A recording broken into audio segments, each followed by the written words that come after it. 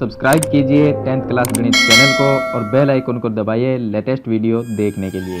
Hello friends, चलिए आज के इस वीडियो में हम घनाभ का संपूर्ण पृष्ठीय क्षेत्रफल और आयतन निकालना सीखेंगे। तो पहले हम बात करते हैं कि जो घनाभ की जो आकृति होती है वो किन आकृतियों से मिलकर बनी होती है। तो घनाभ के अंदर 6 पृष्ठ होते हैं, यानी कि आप मान सकते हैं कि इसमें 4 दीवारें हैं और एक इसकी छत मान सकते हैं और एक नीचे का आधार जो इसको फर्श मान सकते हैं। तो इस तरह से 6 आयताकार आकृतियों से मिलकर बनी आकृति एक घनाभ कहलाती है। तो इसके सभी जो पृष्ठ होते हैं 6 पृष्ठ होते हैं और सभी पृष्ठ आयत के जैसे होते हैं। और आयत हम सब जानते हैं कि आयत की आकृति कैसी होती है। आयत वो आकृति है जिसका प्रत्येक कोण 90 डिग्री का होता है और आमने सामने की भुजाएं समांतर और बराबर होती है। तो आयत की आकृति को हम इस तरह से बनाते हैं। देखिए, इस तरह से जो आकृति बनती है वो आयत की होती है। इसमें ये जो कोण होते हैं 4 कोण होते हैं इसके अंदर और प्रत्येक कोण 90 डिग्री का होता है। तो सभी कोण 90-90 डिग्री के इसमें है और इनके चारों कोणों का जो योग है, आयत के चारों कोणों का योग 360 डिग्री होता है।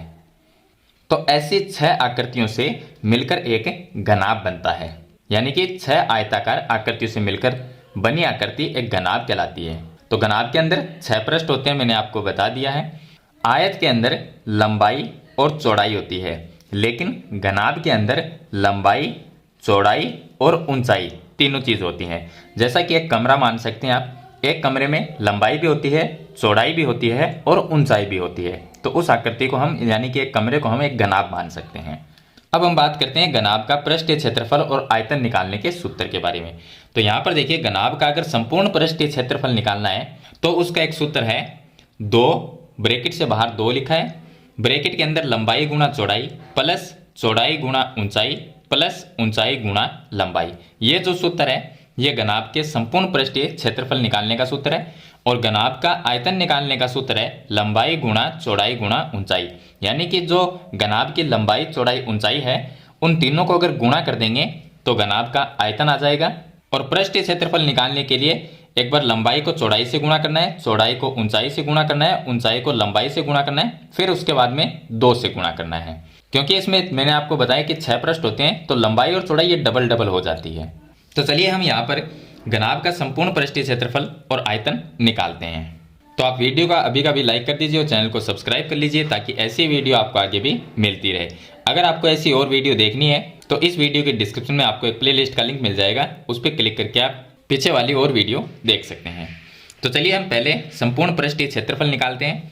तो यहाँ पर हम 2 की जगह 2 लिख देंगे और लंबाई जो है मैं यहाँ पर आपको बता देता हूँ, ये घनाभ की लंबाई है, ये चौड़ाई है और यहाँ पर 6 सेंटीमीटर ये ऊंचाई है इसकी। तो लंबाई की जगह 8 लिखना है, तो ये लंबाई गुणा चौड़ाई मतलब कि 8 गुणा 5, तो ये आ जाएगा 8 × 5 प्लस में चौड़ाई गुणा ऊंचाई। तो चौड़ाई यहाँ पर 5 है और ऊंचाई 6 है, तो 5 गुणा 6 आ जाएगा। तो ये आएगा 5 × 6 और प्लस ऊंचाई इंटू लंबाई। तो ऊंचाई 6 सेंटीमीटर है, लंबाई 8 सेंटीमीटर, दोनों को गुणा कर देंगे तो ये आ जाएगा 6 × 8। अब इसको हल कर लेंगे तो ये 2 की जगह 2 आ जाएगा और 8 को 5 से गुणा करेंगे तो ये 40 आ जाएगा, प्लस 5 को 6 से गुणा करेंगे तो ये 30 आ जाएगा और 6 को 8 से गुणा करेंगे तो ये आ जाएगा 48। आगे हल करेंगे तो ये 2 का 2 रह जाएगा और गुणा में 40 + 30 70 होंगे और 70 और 48 प्लस कर देंगे तो 118 हो जाएंगे। तो ये आ जाएगा 118। 118 को हम 2 से गुणा करेंगे तो इसका क्षेत्रफल आ जाएगा 236 सेंटीमीटर स्क्वायर। अगर क्षेत्रफल है तो स्क्वायर लगाना है और आयतन होता तो क्यूब लग जाता। तो यहाँ पर सेंटीमीटर मीटर जो भी है वो लिखना है और उसके ऊपर क्षेत्रफल निकालते हैं तो स्क्वायर लगाना है। अब हम निकालते हैं घनाभ का आयतन। तो आयतन काफ़ी सिंपल है निकालना। लंबाई, चौड़ाई, ऊंचाई को गुणा कर दो तो इसका आयतन आ जाएगा। लंबाई है 8 सेंटीमीटर, तो ये 8 इंटू में चौड़ाई इसकी 5 सेंटीमीटर है तो यहाँ पर आ जाएगा 5 और ऊंचाई इसकी 6 सेंटीमीटर है तो यहाँ पर आ जाएगा 6। अब तीनों संख्या को गुणा कर लेंगे तो 8 को 5 से गुणा करेंगे ये 40 हो जाएंगे और 40 को हम 6 से गुणा कर देंगे तो ये आ जाएंगे 240। यहाँ पर लगा देंगे सेंटीमीटर और आयतन होता है वो हमेशा क्यूब में निकलता है, तो सेंटीमीटर क्यूब आ जाएगा, 240 सेंटीमीटर क्यूब। तो इस तरह से आप एक घनाभ का संपूर्ण पृष्ठीय क्षेत्रफल और आयतन है वो निकाल सकते हैं जब आपको इसकी लंबाई, चौड़ाई, ऊंचाई दी गई होती है। इसमें काफ़ी सारे और भी अलग क्वेश्चन बनते हैं, जैसे कि अगर घनाभ का पृष्ठीय क्षेत्रफल दिया हो, लंबाई और चौड़ाई दी हो तो ऊंचाई पूछ सकते हैं क्वेश्चन के अंदर, या आपसे लंबाई भी पूछ सकते हैं अगर ऊंचाई और चौड़ाई दी गई हो, या आपसे चौड़ाई भी पूछी जा सकती है अगर लंबाई और ऊंचाई दी गई हो और क्षेत्रफल दिया गया हो। तो इसमें काफ़ी सारे अलग अलग क्वेश्चन बनते हैं। इसमें सूत्र यही काम में लेना है संपूर्ण पृष्ठीय क्षेत्रफल में, और आयतन में लंबाई इंटू चौड़ाई इंटू ऊंचाई, ये आयतन में काम में लेना है। चलिए अब मैं आपको इसके सूत्र याद रखने की एक ट्रिक बताता हूँ। अगर ये सूत्र आपको याद नहीं रहता इतना लंबा, तो इसकी मैं एक ट्रिक बताता हूँ।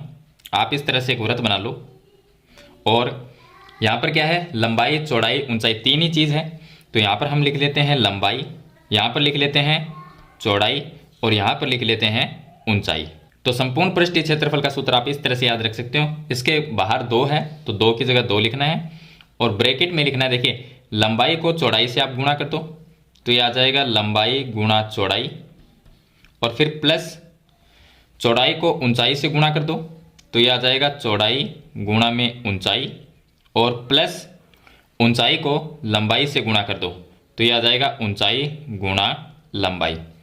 और आयतन का सूत्र है वो सिंपल है, वो आप याद रख सकते हैं, लंबाई इंटू चौड़ाई इंटू ऊंचाई। अब देखिए अगर इस सूत्र को आपको इंग्लिश में लिखना है तो 2 की जगह 2 लिखा, लंबाई को L से लिखते हैं, मतलब हो गई लेंथ, और गुणा में चौड़ाई को लिखते हैं B से, B का मतलब होता है ब्रेथ, और प्लस चौड़ाई को फिर से हम B से लिखेंगे, और गुणा ऊंचाई को लिखेंगे H से, H का मतलब होता है हाइट, और प्लस ऊंचाई को फिर से H से लिख देंगे, और गुणा लंबाई को L से लिख देंगे तो ये आ जाएगा L।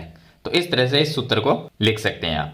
अगर आप आयतन का सूत्र लिखना चाहो तो आयतन होता है लंबाई गुणा चौड़ाई गुणा में ऊंचाई। तो लंबाई को लिखेंगे L से, गुणा चौड़ाई को लिखेंगे B से, और गुणा ऊंचाई को लिखेंगे H से। तो L गुणा B गुणा H, ये हो गया आयतन का सूत्र। तो मेरे ख्याल से आप घनाभ का संपूर्ण पृष्ठीय क्षेत्रफल और आयतन निकालना सीख गए होंगे। फिर भी इसके बारे में कोई सवाल या सुझाव है तो मुझे कमेंट बॉक्स में जरूर लिखना, और वीडियो पसंद आए तो इसे लाइक और शेयर जरूर कर देना। इस चैनल पर नए हैं तो सब्सक्राइब करना। हम मिलते हैं एक नई वीडियो के साथ, तब तक के लिए थैंक यू।